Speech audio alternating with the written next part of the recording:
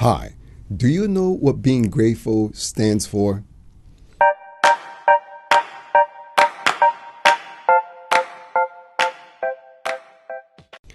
There is a considerable amount of individuals who believe that to be grateful is to verbalize two words, thank you.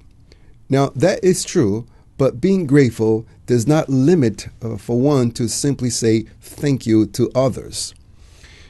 And those who believe that they know about what being grateful stands for, they think is to verbalize their gratefulness towards God, as if the supreme intelligence has a need to hear us saying thank you.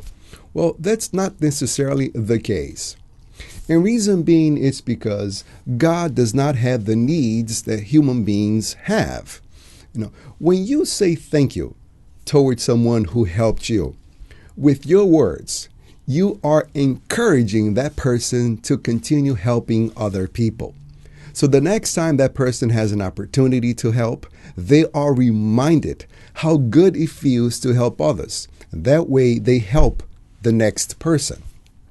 But when you are ungrateful towards someone who helped you, that action actually is a discouragement for the person who helped you. So that individual, next time when there's an opportunity that presents itself to help others, they are reminded of the hurt they felt due to other people's ungratefulness. So they might say to themselves, what's the point of helping others when they are so ungrateful to you? And at times they can even stab your back, through the betrayals. That is not the case with God. God is not influenced by how we are grateful or ungrateful towards it. We are influenced by our own behavior. What then is to be grateful? To be grateful is to have a state of awareness of the things that we have. Because most of the time, we're so concentrated in the things that we lack that we're not aware of the things that we have. So when we have the state of awareness, we're able to perceive, we're able to see all the help we receive from others, people that we know and people that we don't. Now, without this spiritual maturity, without this state of awareness, usually we're so concentrated in asking all the time. But the thing is, God will give to you what you need for your spiritual growth, not necessarily what you want. And when you are not spiritual aware of your needs, you think that you never receive any help. But by diving yourself into the Spiritist knowledge, you become aware of your true needs. And that way, you now have your eyes open to see all the help that you get. That is one of the reasons why we pray and we say grace, we say thank you before we actually ask for the things that we need. And why is that?